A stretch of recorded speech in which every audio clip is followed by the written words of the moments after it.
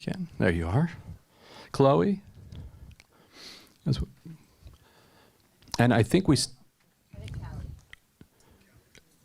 Callie. And obviously Dara's here. Is he here now? Okay, great. Great. Oh, Callie from the film. That Callie. Wonderful. Oh.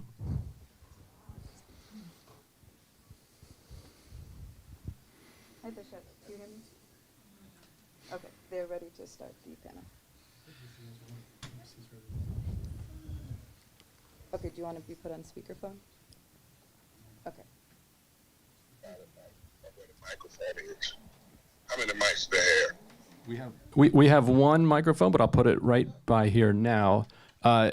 Since we have you now, I wanted to. I'm Ryan Grimm. It's a pleasure to meet you over the speakerphone. And since we have you here, I will start with you. You made a really interesting comment towards the end of the film, talking about the way that the pandemic kind of broke open new possibilities. And we're going to have a presidential debate this evening. A complete shit show of a debate, a shit show of an election.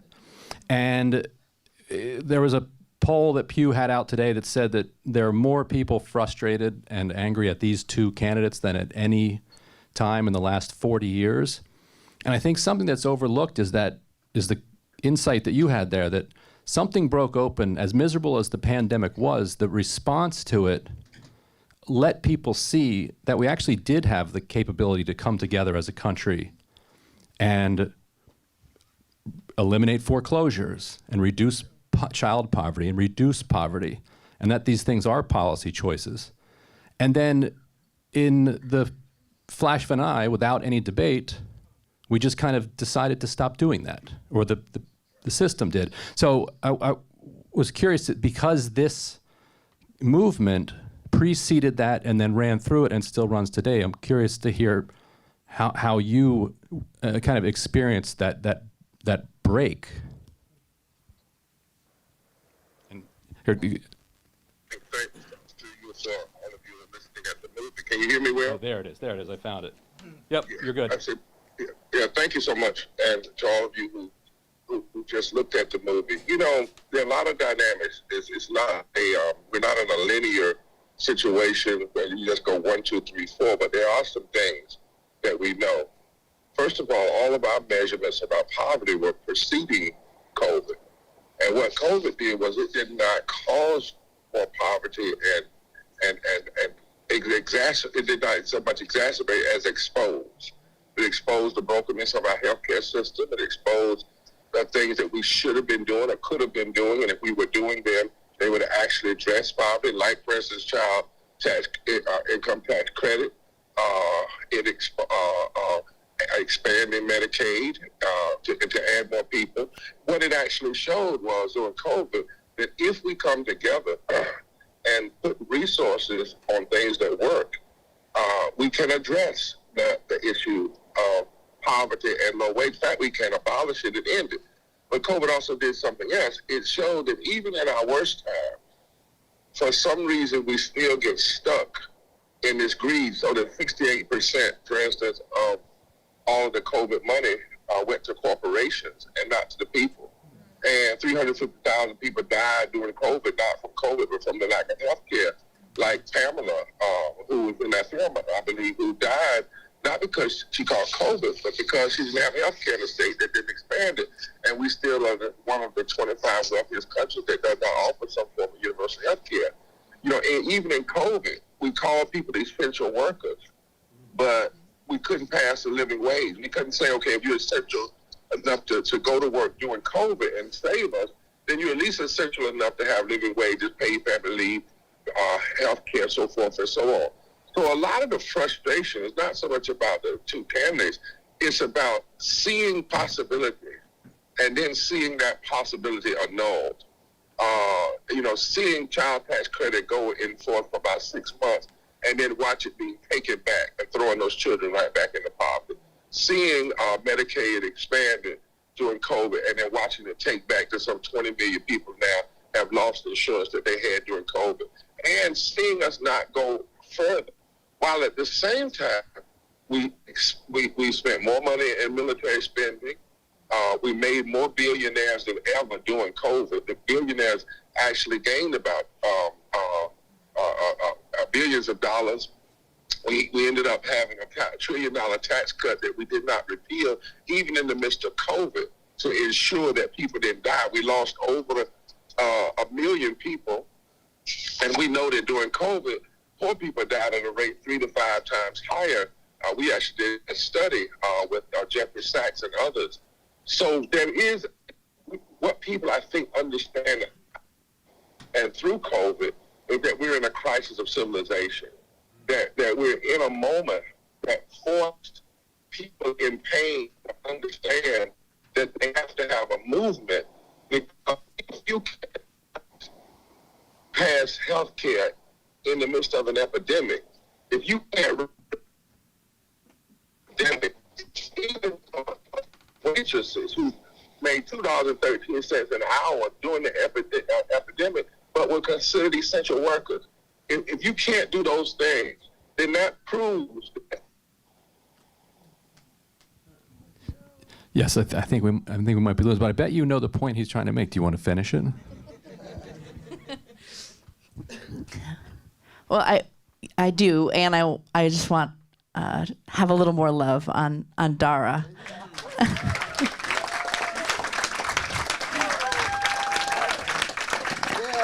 And on my sister Callie.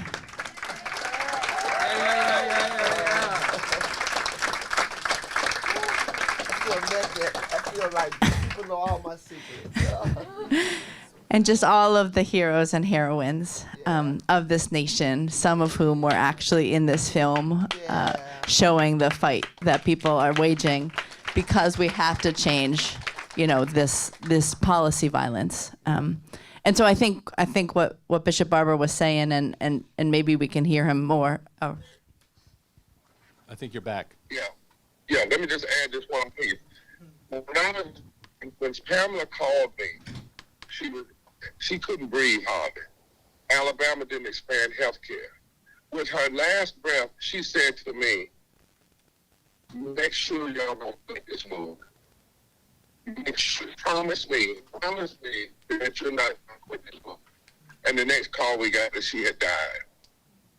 That's what I mean by something happened, that people understood that if folk will ignore you and will show you what is possible and then stop doing it during the epidemic, then that means you have to have a revolution of values, and you have to have a resurrection of justice and moral character. And you have to be, what Liz often said, is that unstoppable force. Yeah. That's right. I do think that's what's driving so much of the anger, is the glimpse into the possible. Because if you don't think it's possible, then you're not as angry.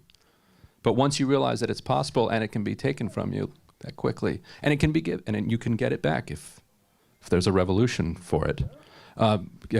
Congratulations on the film. Just want to ask you, how, I know you mentioned that you fought your way into the car to make it, but where did you get the idea for this? And where'd this come from? There was no real idea. It was more of an organic process, because I've been working with Liz and others for 20-something years, since I was a fresh-faced journalism student, recently graduated from journalism school. And so, it comes from a real being part of the movement.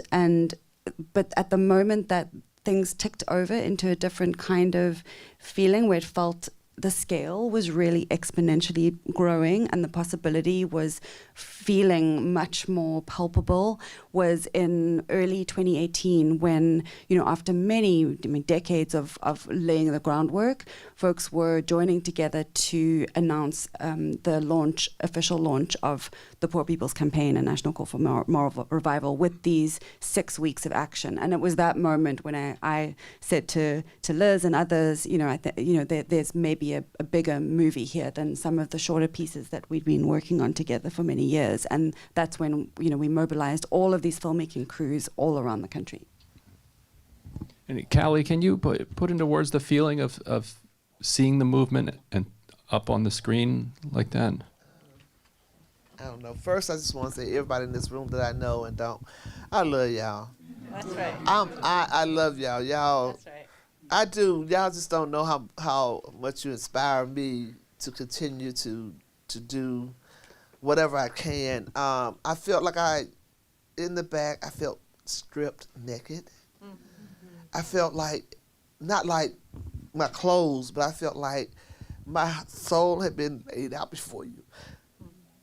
And that you all could see some of the stuff that I try to hide from folk, the hurt. I don't know. It's just so many emotions. And then when Reverend Barber spoke about Pam, because I live in Alabama, I lived about 30 miles from Pam. I attended the funeral, and I love to cook. That's my love language. And I catered a meal to her family afterwards. And it was just like, you know, we had been in Washington together. We lived down the road from each other. We'd been friends, and she was gone. And I lost her just like I lost Venus because of the lack of healthcare insurance. That is not right.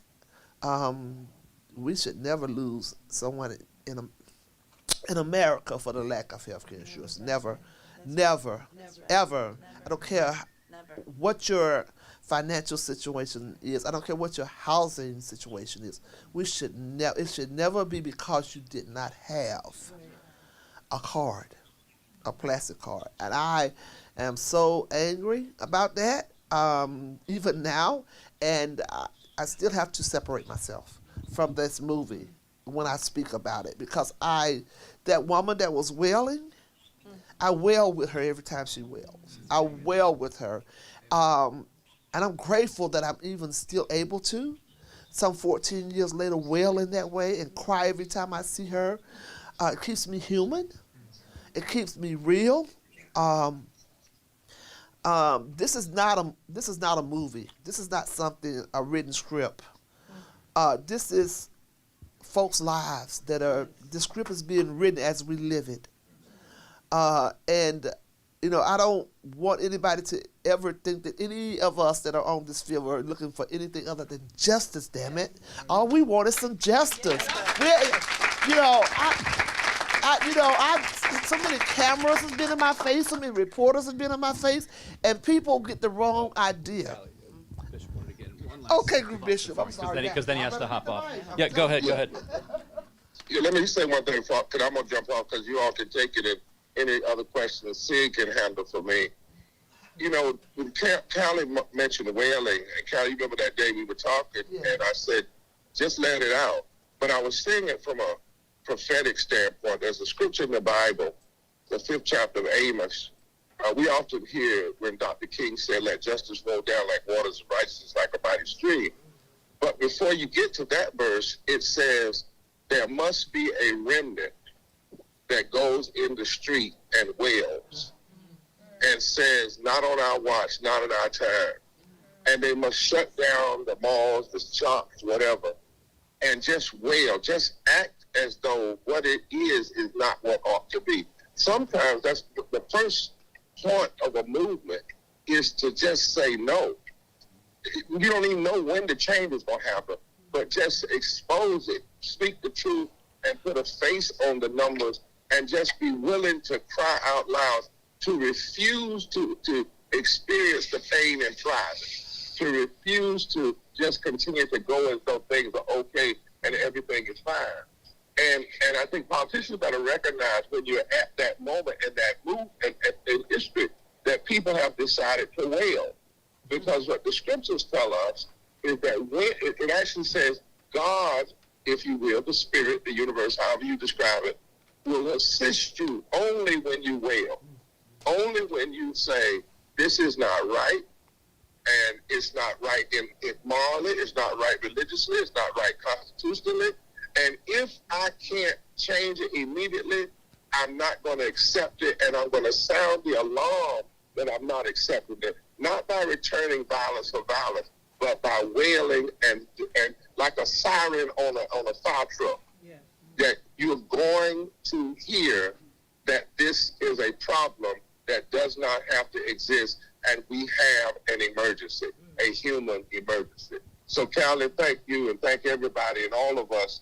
I grew up in the 13th poorest district in the country, so we've been wailing for a while, but there comes a moment where wailing actually turns into power, and that power then turns into transformation, and that transformation turns into a new reality. God bless you all. Love you. Thank you, Bishop.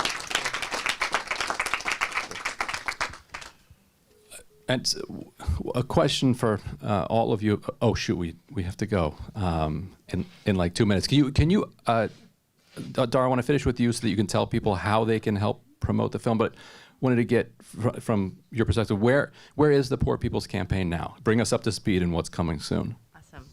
Well, the thing that's coming soonest, that I will see everybody here and everyone that's on the live stream, is on June 29th. We're having a mass Poor People and Low Wage Workers Assembly, a moral march on Washington and to the polls, because that will be another launch of reaching out to 15 million poor and low income, low propensity voters and shifting the entire political landscape of this country and impacting this election and elections to come. And so, we have continued to organize and mobilize and register and engage and empower and educate folk for a movement. And it's growing. And, there's so many folk here that are from all over the country who are doing this organizing work from the ground up, right? This is not from the top down. This is people impacted morally, impacted materially, who see that it does not have to be this way. We saw it in COVID, as you were saying. We saw one tiny little policy of the CTC lift 4 million kids above that poverty line, only to have our elected officials decide not to extend it, not to expand it, and send those kids right below the poverty line again. And so it's true. We can change it. If we have the political will and the moral consciousness that this campaign is building across the country, we could end poverty tomorrow. And so until we do that, we're going to keep on organizing. And so we'll keep on organizing what we call generationally transformative events. And that's what Saturday will be at 3rd and Pennsylvania. Making sure that we hear the stories and the solutions, right? Not just the sad stories, but the power that is coming out of our communities and getting it done. So we're going to impact this election. It's a really important one, as I think I don't even have to say to this crowd, and we're going to keep on using this film to be able to, tell the story that there's a movement going on and it needs everybody. I think I about finished it, but I just feel like there are so many people that just needs to be up under the tutelage of what's going on in the Poor People's Campaign. To hear somebody explain your life to you, because we're always we as poor people are always like on edge, always got to worrying about what's got to be paid, what's going to be done, who's all right, who's not, what's that siren for me. That we don't get an opportunity. Everybody don't get the opportunity to sit up under the tutelage of Reverend Barber and Reverend Liz and these other Clinton, have you all Shelley, to have these people in your life to sit up under them and they tell you why your life is the way it is. You know what I'm saying? We just feel like because we're poor, we're black, and this, that. No, that is not why we're in poverty. It's a systematic recipe. And when they tell it to you, break it down to you, you're like, damn it, the hell, where do I march? For real, I'm just saying. So I'm just determined to, on my Facebook, any way I can, to just get more people like I was, just in the dark, trying to find a way out, to sit down and just learn, hear about their own lives in a way that you can put it into looking at the numbers, looking at the greed, looking at why it's like that. We saw them do it in the pandemic, and then they snatched it back. Don't tell me you can't do it. I saw you do it. Then I saw you take it back. Oh, okay. That part, all right. So with the film, we just encourage you to use it in whatever way is useful to build this movement.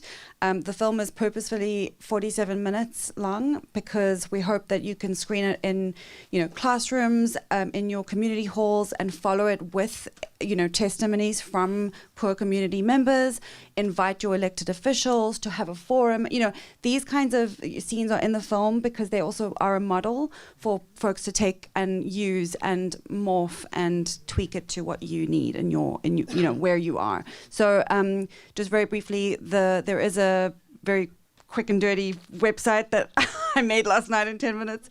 It'll be revised, don't worry, but it's up there because I really want you to go. Please, as soon as you get out of here, there's a sign-up sheet, and if I have your email, then you will get a screening toolkit. You can ask me and our team. We have a very amazing, strong team. We will help you host a screening. We're going to have a screening tour in September, 30 cities, aligned to Get Out the Vote actions, and also an educational screening tour, and then lots more to follow. So, in the next few days, we'll be starting up social media accounts and rolling out the film at film festivals. We do want to expand it by a few minutes to get it onto public TV because it needs to be 58 minutes. So we have to do a little bit more fundraising, a little more tweaking of the graphics. But, this version we're going to go with. And we're going to try to get this onto PBS next year. Yeah. Awesome. Can you say what the website is again? Unsettlingforce.com. The website is unsettlingforce.com. Go there, sign up for updates with your email address. Thank you. Thank you, everybody. Thank you for coming. Thank you for everything you're doing, and we'll see you in just a moment. All right.